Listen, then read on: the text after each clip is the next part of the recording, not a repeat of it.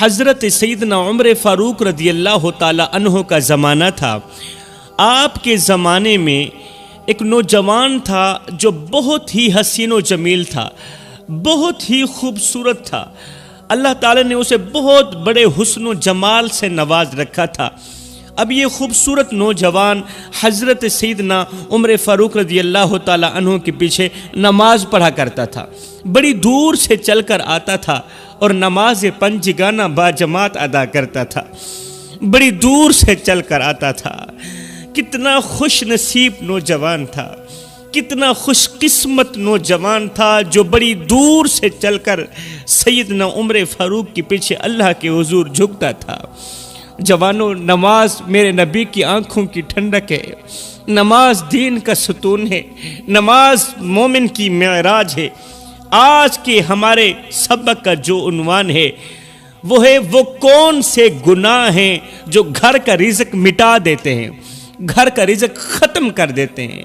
وہ کون سے گناہ ہیں جن کی وجہ سے رحمت کے فرشتے گھر میں نہیں آتے، رحمت کے فرشتے روٹھ جاتے ہیں، رزق میں برکت ڈالنے والے فرشتے روٹھ جاتے ہیں۔ وہ کون سے گناہ ہیں جو اولاد کو نافرمان کر دیتے ہیں، اولاد نافرمان ہو جاتی ہے ان گناہوں کی وجہ سے۔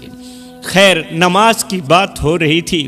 نماز میرے نبی کی آنکھوں کی ٹھنڈک ہے۔ جوانوں، میرے نبی نے فرمایا صحابہ، دن میں 5 ٹائم نماز پڑھنے کی اپنی عادت بنا لو، دن میں 5 ٹائم نماز پڑھنے کی، اللہ کے حضور جھکنے کی، سجدے کرنے کی اپنی عادت بنا لو، صرف یہ سوچ کر کے کہ ہو سکتا ہے یہ نماز تمہاری زندگی کی آخری نماز ہو سکتا ہے یہ اذان تیری زندگی کی آخری اذان ہو۔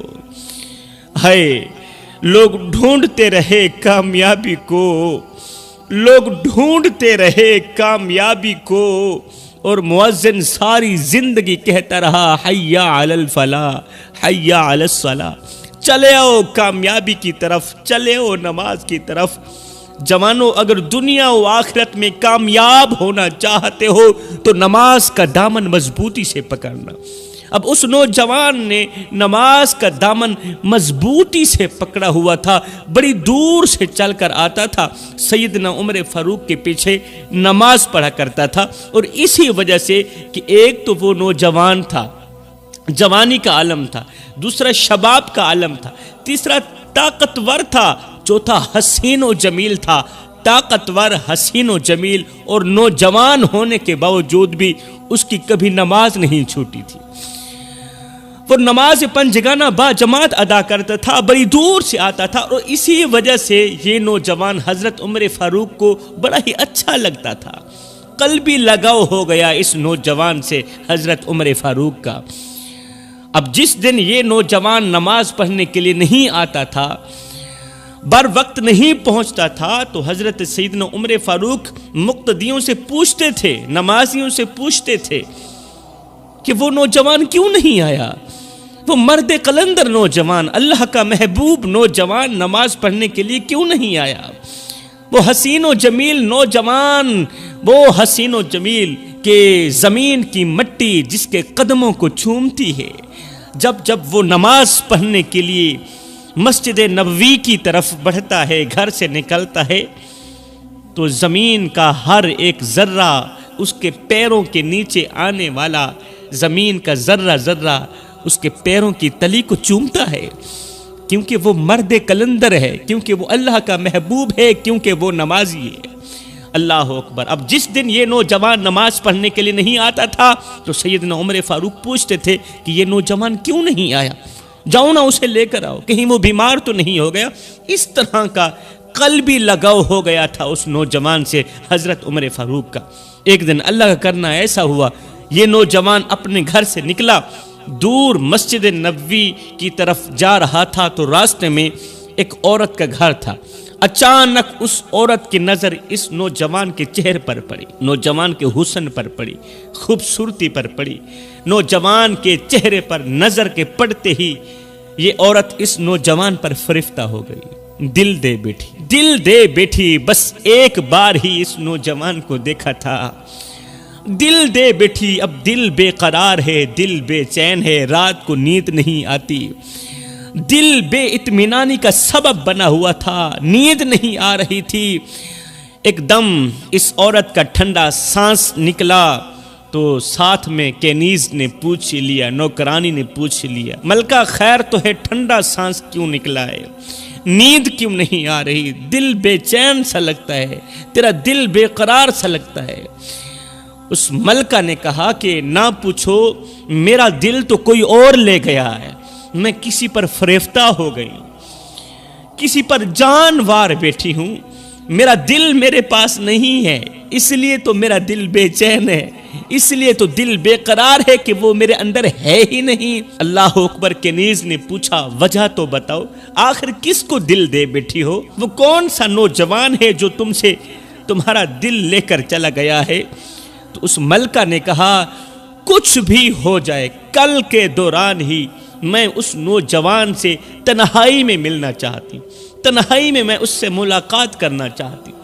اس کا چلنا مجھے اتنا پسند آیا، اس کا بیٹھنا مجھے اتنا پسند آیا، اس کا بولنا، اس کا چلتے چلتے نیچے کی طرف دیکھنا مجھے بہت زیادہ پسند آیا ہے، مجھے اس کی خوبصورتی بھا گئی، اس کا حسن و جمال میرے دل کو بھا گیا، لہٰذا اسی کی وجہ سے میرا دل بے چین ہے، دل بے قرار ہے، میں کل کے اندر اندر اس سے تنہائی میں ملاقات کرنا چاہتی ہوں۔ کنیز نے کہا یہ کوئی بھلا مشکل بات ہے، آپ یہ ذمہ داری مجھ میں سونپیں، میں یہ ذمہ داری لینا چاہتی ہوں، کل اس نوجوان سے ہر حال میں تمہاری تنہائی میں ملاقات کرواؤں گی، بے فکر ہو جاؤ، رات گزارو، کل رات کے ہوتے ہی رات کی تاریکی میں وہ خوبصورت نوجوان تیرے قدموں پر ہوگا۔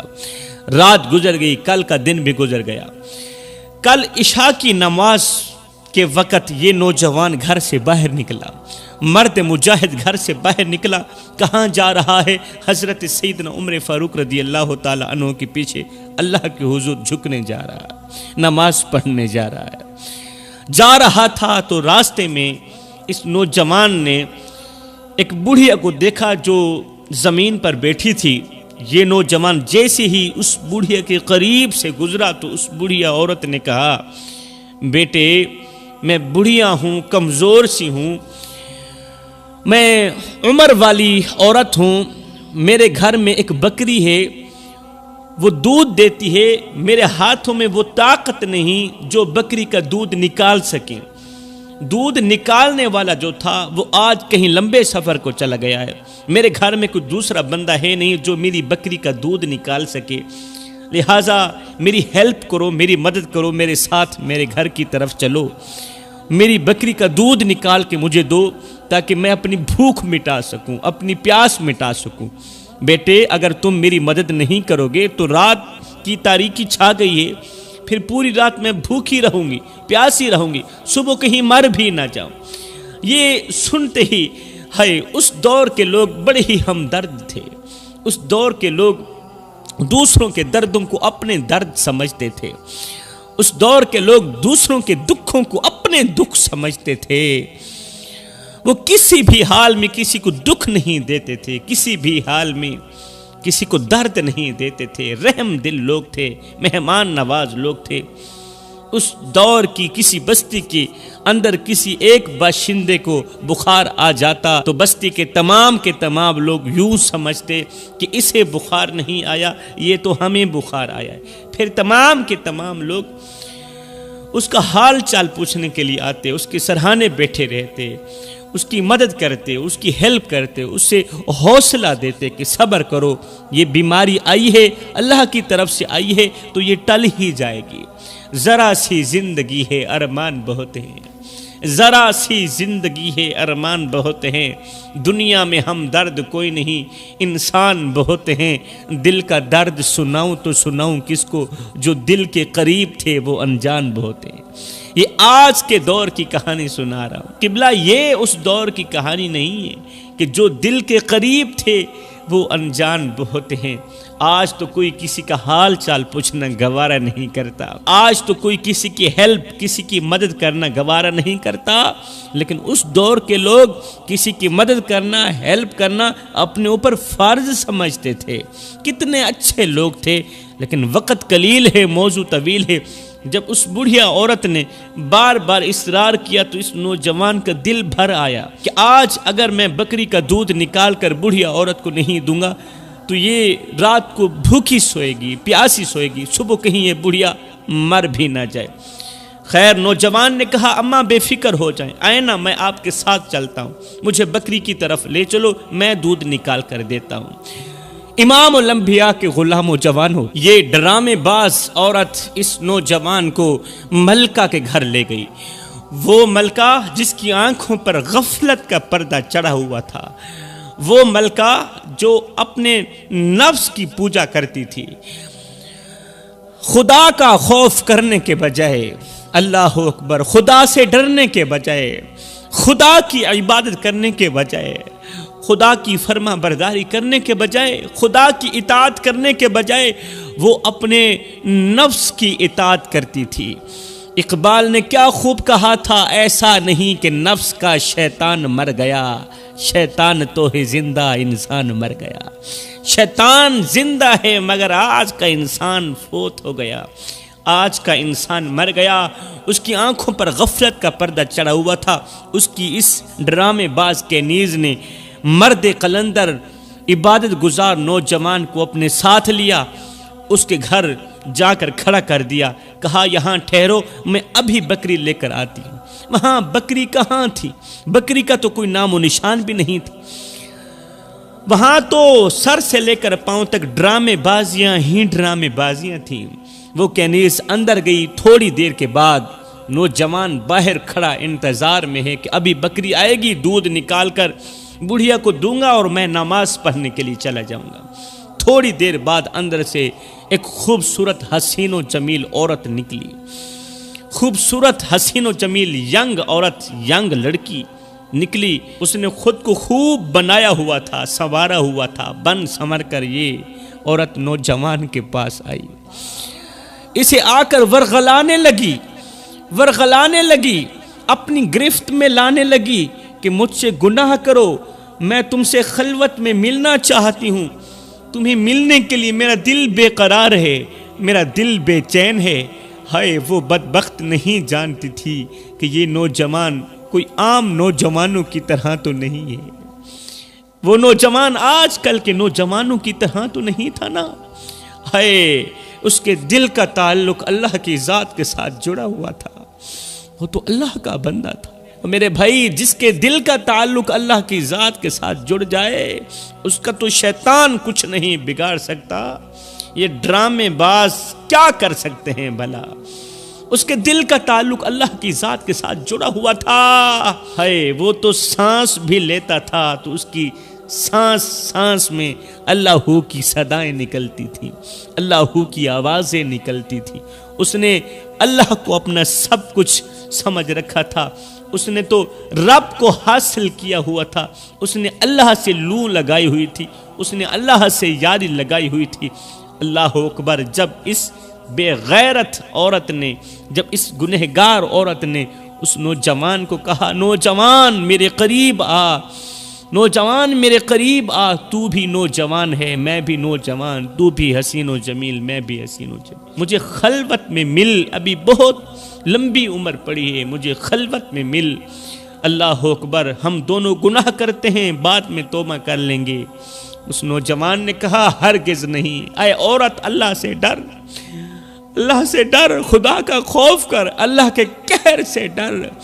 ایک لمحے کے لیے سوچ، اگر گناہ کے دوران ہی توبہ سے پہلے موت کا فرشتہ آ بھی گیا، بتا تو صحیح مرنے کے بعد اللہ کو کیا منہ دکھائیں گے، کون سا منہ لے کر جائیں گے، کون سی شکل لے کر جائیں گے۔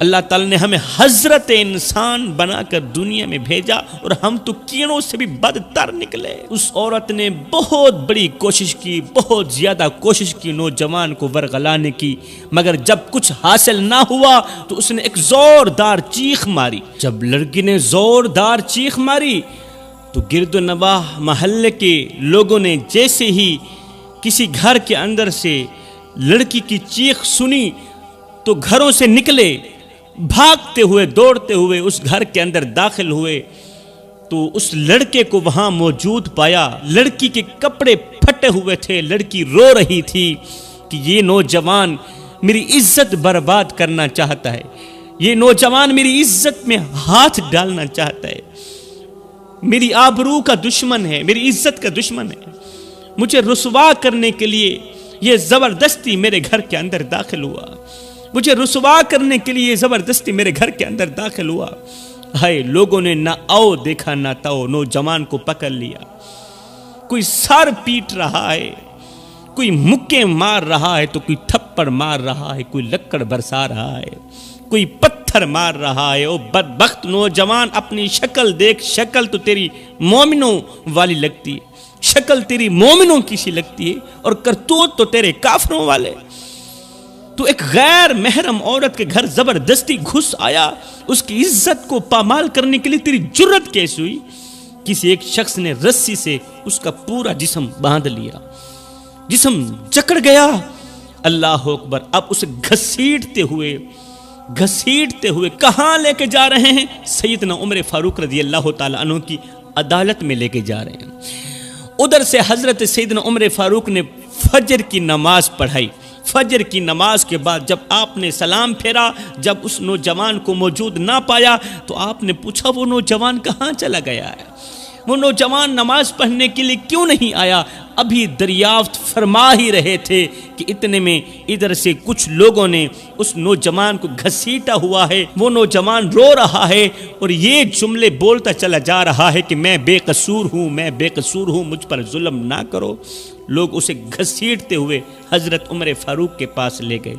سیدنا عمر فاروق نے جب اس نوجوان کو غور سے دیکھا تو دل ہی دل میں دعا کرنے لگے، اللہ اس نوجوان کے بارے میں میرے اچھے گمان کو جھوٹا نہ فرمانا، اس نوجوان کے بارے میں میرے اچھے گمان کو جھوٹا نہ فرمانا۔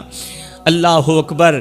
حضرت سیدنا عمر فاروق رضی اللہ تعالیٰ عنہ اس نوجوان کے ہاں متوجہ ہوئے، نوجوان کی طرف متوجہ ہوئے، پوچھنے لگے نوجوان کیا وجہ ہے، کیا وجہ ہے، اس حالت میں کیوں ہے؟ تیری حالت زار دیکھ کر مجھے ترس آ رہا ہے، جلدی بتا تیری کہانی کیا ہے، تیرے ساتھ کیسی گزری؟ اس نوجوان نے اپنی پچھلی ساری داستان سنائی، ساری کہانی سنائی۔ لوگوں نے کہا حضرت یہ جھوٹ بول رہا ہے، جب اس لڑکی نے چیخ ماری تھی، جب ہم اس لڑکی کے گھر داخل ہوئے، محلے کے لوگ گھروں سے باہر نکلے، لڑکی کے گھر کے اندر داخل ہوئے تو یہ لڑکا وہاں پر موجود تھا۔ حضرت سیدنا عمر فاروق رضی اللہ تعالی عنہ نے فرمایا اے نوجوان، اے عبادت گزار، اے مرد قلندر نوجوان، سچ سچ بتانا، وہ عورت، وہ ڈرامے باز عورت جس نے تجھے کہا تھا کہ میں نے بکری کا دودھ نکالنا ہے، میری ہیلپ کرو، میری مدد کرو، اگر وہ عورت تیرے سامنے آ جائے تو کیا پہچان لے گا؟ اس نوجوان نے کہا حضرت ضرور پہچانوں گا، ضرور پہچانوں گا اگر وہ عورت میرے سامنے آ جائے۔ سیدنا عمر فاروق رضی اللہ تعالی عنہ نے فوراً ہی حکم دیا کہ ابھی اور اسی وقت اس گھر کی تمام عورتیں میرے سامنے حاضر ہو جائیں۔ آپ کے حکم کی تعمیل کی گئی، آپ کے حکم پر اس گھر کی تمام عورتیں اور وہ گنہگار عورت سمیت حضرت سیدنا عمر فاروق کے سامنے حاضر کی گئی۔ یہ نوجوان ایک ایک کر کے سب کو دیکھتا گیا، ایک ایک کر کے سب کو دیکھتا گیا۔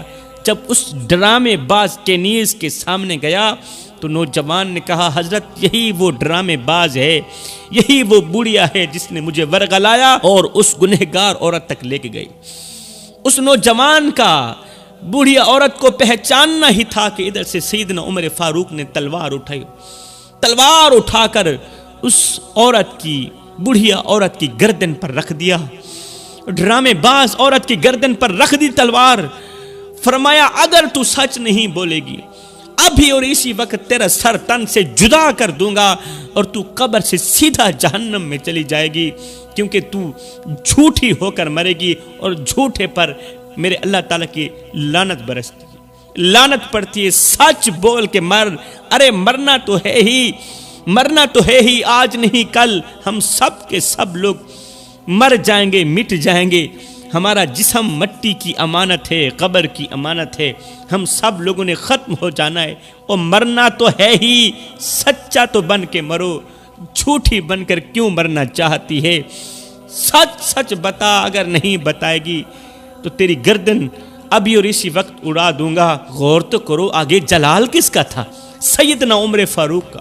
عمر فاروق کی آنکھوں میں جلال دیکھ کر بوڑھیا عورت سہم گئی، ڈر گئی، کہنے لگی ہاں جی وہ عورت میں ہی ہوں، وہ ڈرامے باز عورت میں ہی ہوں، اس کو ورغلانے والی، بکری کا نام لے کر اسے اس عورت کے گھر تک لے کے جانے والی۔ حضرت اگر حقیقت پوچھتے ہو تو ہم جھوٹی ہیں، یہ نوجوان سچا ہے، یہ مرد قلندر نوجوان، یہ اللہ کا محبوب نوجوان ہے۔ ہائے خوبصورت حسین و جمیل لڑکی نے بڑی کوشش کے ساتھ اسے گناہ کے لیے ورغلاتی رہی، دعوت دیتی رہی، گناہ کا موقع ملنے کے باوجود بھی اس مرد قلندر نوجوان نے اپنا سر تک نہیں اٹھایا۔ کہا میں اللہ سے ڈرتا ہوں، میں عمر کے رب سے ڈرتا ہوں، میں سونے محمد کے رب سے ڈرتا ہوں، قیامت کے دن اللہ کو کیا منہ دکھاؤں گا، کون سا منہ لے کر جاؤں گا، کون سی شکل لے کر جاؤں گا؟ اگر گناہ کے دوران موت کا فرشتہ آ بھی گیا تو قیامت کے دن اللہ تعالیٰ کو یہ گناہوں والی شکل دکھاتے ہوئے مجھے شرم نہیں آئے گی، مجھے حیا نہیں آئے گی۔ ہائے یہ سنتے ہی سیدنا عمر فاروق کی آنکھیں چھم چھم برسنے لگی۔ سیدنا عمر فاروق رضی اللہ تعالیٰ عنہ نے اس جکڑے ہوئے نوجوان کی پیشانی چومی، پیشانی چومتے ہوئے اس گنہگار عورت سے مخاطب ہو کر سیدنا عمر فاروق نے فرمایا او بدبخت عورت، تو نہیں جانتی جس گھر میں تیرے جیسی عورت رہتی ہو، تیرے جیسی شیطان کی پوجا کرنے والی، شیطان کی فرما برداری کرنے والی، اپنے نفس کی پوجا کرنے والی، نفس امارہ کی فرما برداری کرنے والی عورت جس گھر میں رہتی ہو اس گھر میں رحمت کے فرشتے نہیں آتے۔ جس گھر میں تیرے جیسی بے حیا عورت رہتی ہو اس گھر میں رحمت کے فرشتے نہیں آتے، اس گھر میں رزق بانٹنے والے فرشتے نہیں آتے، رزق میں برکت ڈالنے والے فرشتوں کا آنا بند ہو جاتا ہے، رحمت کے فرشتوں کا آنا بند ہو جاتا ہے، تب تک جب تک یہ بدبخت عورتیں پکی توبہ نہیں کرتی، پکی پختہ توبہ نہیں کرتی۔ اے عورت جلدی کر، توبہ کر، آئندہ اس طرح کا گناہ مت کرنا، اگر ایسا کرو گی تو یاد رکھنا زمین ہل اٹھے گی، زمین ہلنے لگے گی، ایک زلزلہ بپا ہو جائے گا، تو بھی ختم ہو جائے گی اور تیرے عزیز و اقارب بھی تیری وجہ سے بے قصور ہو کر زمین میں دھنسا دیے جائیں گے۔ اس گناہ سے جلدی سے توبہ کر، یہ زندگی کے لمحے تیرے اور میرے لیے غنیمت ہیں، انہی لمحوں میں کچھ کر لو جوانوں، انہی لمحوں میں کچھ اکٹھا کر لو، انہی لمحوں میں خدا کی یاد اور محبت کے دیے اپنے دل میں جلا لو، معلوم نہیں پھر فرصت ملے نہ ملے، معلوم نہیں پھر یہ زندگی کے لمحے ملے نہ ملے۔